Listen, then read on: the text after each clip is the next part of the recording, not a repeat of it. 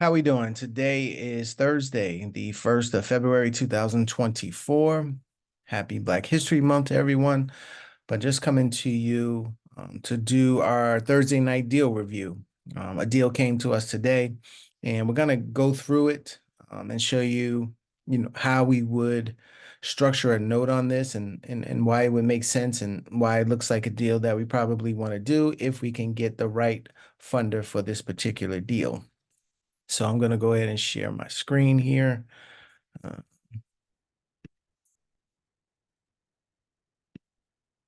and this is what we do on Tuesdays and Thursdays. We go over deals, whether they are notes.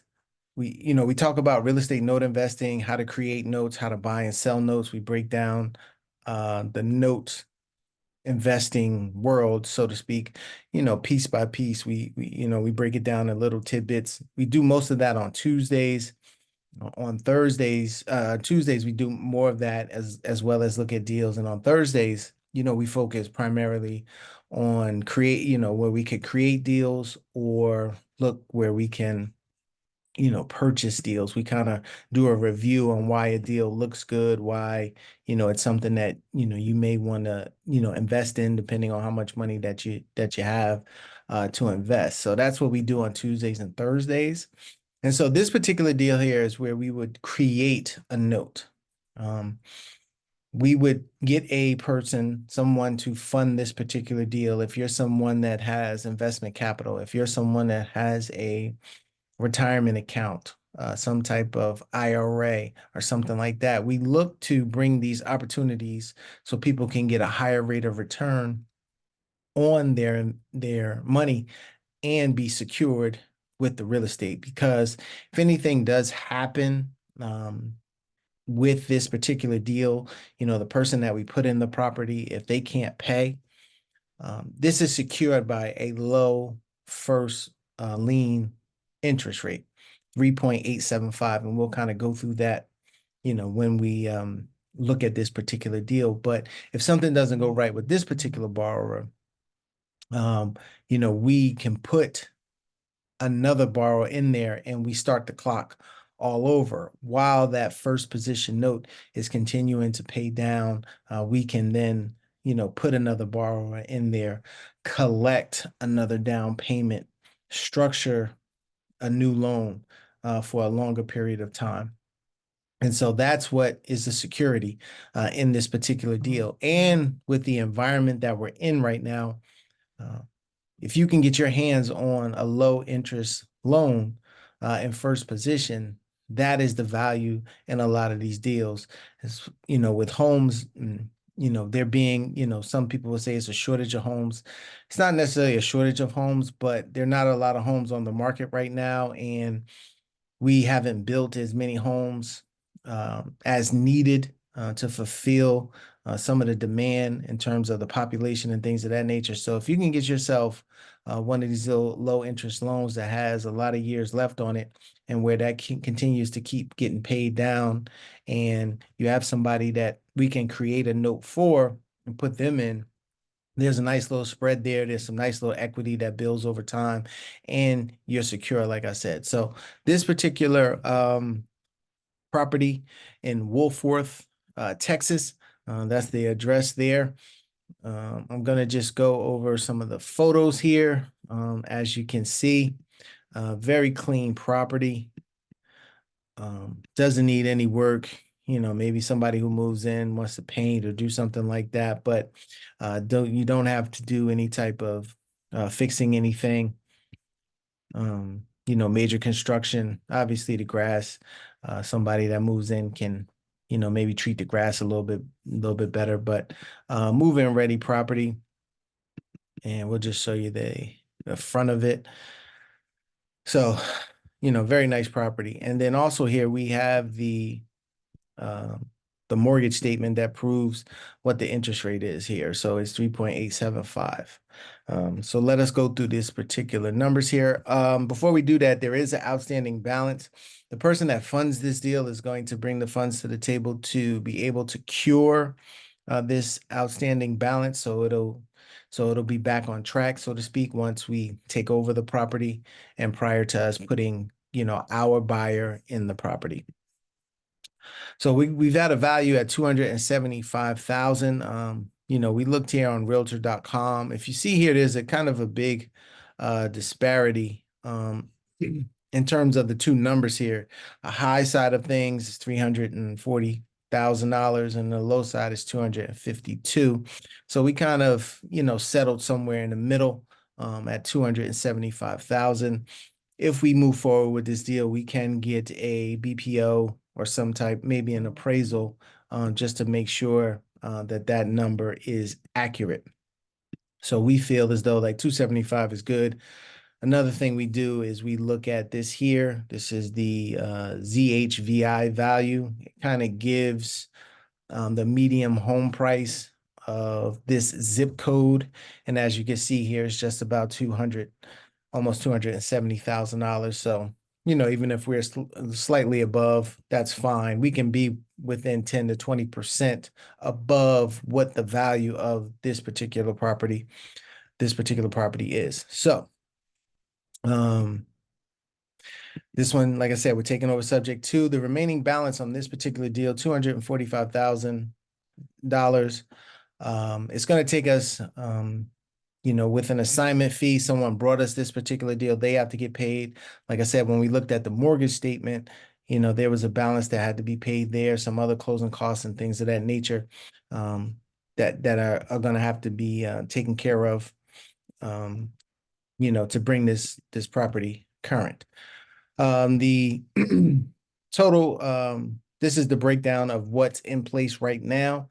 The total principal, interest, taxes, and insurance is just about $1,745. Again, that interest rate 3.875, and then the remaining term 334. So, the person has been in this property for about 26 months. So we've gotten or we'll be getting a 2-year head start on amortization. And then if you know anything about amortization, as you start to pay it down, you pay more into the principal than interest. But when we put this buyer in the property, they're going to be starting over. So they're going to, be starting fresh on this particular one. So what we're looking at is selling it at 275,000. And what we do is we create 2 notes for our buyer. And there's reasons why we do that, and we can kind of get into that if we want to talk a little bit further about this one. But we do that in case something happens down the line and we need to pay off that underlying loan. We don't want to pay it off because we want to keep that low interest rate first mortgage in place as long as we can. But we have to protect ourselves in case something does happen.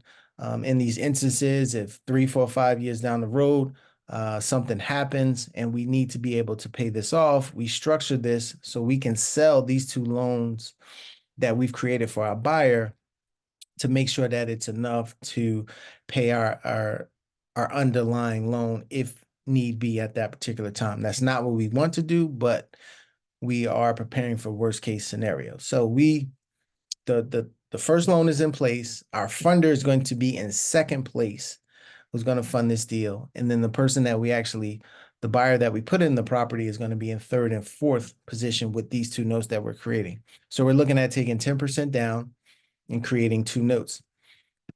And as you can see here, the first payment on the first note is $1,734 and some change. The second one is $346 and some change. And for right now, I estimated this a little bit low. Let me try to get back here. In terms of what the interest rate is on what we're going to write this at. For right now, when our buyer, we're writing it at 9.5%. In this particular price range, under 300,000, we may be able to push that to about 9.75. Or maybe 10.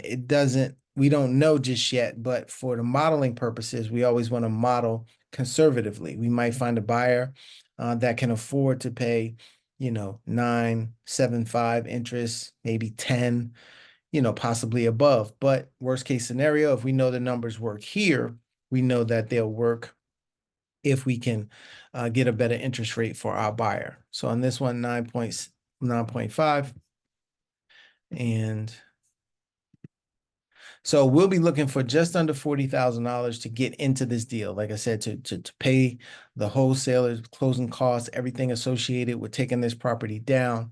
That's what we'll be looking to do. There is PMI on this, and that's a cost that we have to pay.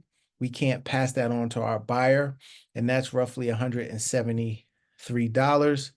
So if you see on this one, we're looking for about somebody to fund this deal at 16.5% for about 84 months. If we can get maybe a little bit less on the interest rate, we can get the funder paid off quicker. But the cash flow for us would be $104 after our funder gets paid, after the first lien gets paid. What we would walk away was just under $105, which is okay. And also, we really don't get that because we still have to pay the PMI, and that's a cost that we'll have to pay, and we'll make sure that that's in place when we take this loan down, when we take this property down, I should say. So we're willing to not take any cash flow for the first 72 to 84 months on this particular deal because of what's happening on the back end. If you look at it here, after about 100 months, and this is if we did the 84, if we did 72 months, we're looking at after about 8 years of somebody being in the property, making $67,000. Also, if a funder wants, if we can get even better terms on the interest rate to fund this particular deal, we're willing to do an equity split on the back end. So some of this 67,000, and this is 8 years down the line, we kind of project anywhere from 8 to 10 years because either there'll be a sale of the property potentially, or somebody may want to refinance. And if they do want to refinance, we'll have a chance to refinance them. Maybe we can take our 9.5% interest rate and bring it down somewhat for them. But then why would we want to do that? Because again, that clock starts all over again. And while we've continued to pay this down, let's just say, somebody 2-3 years into it, fixes their credit, gets themselves together, and can can qualify for the bank rate at whatever it is at the time. Let's just say in 3 years, 2-3 years, it's 5.5%. So we can go to them and say, okay, we can refinance you. But what happens is, like I said, in that 2 or 3 years, we've continued to pay our first loan down, and then now we get to restart the clock. So we can refigure these numbers and see what we can do for this particular person at that particular time. So, and if there is any type of payoff at that particular time, we could split that equity at that particular time. So these are the types of deals that that we look to do. And again, getting 16.5% on your money is a really good return. It's secured by this first lien. So if anything happened, if you weren't getting paid, if something happened to me, it fell off the face of the earth and you weren't getting paid, you could still foreclose and take that property back with that first lien in place. And then, if you wanted to at that particular time, you could sell it. Right now, there's about a $30,000 worth of equity. But if this happens down the line, a lot of times more equity will be built into the property. That's one exit strategy that you can do.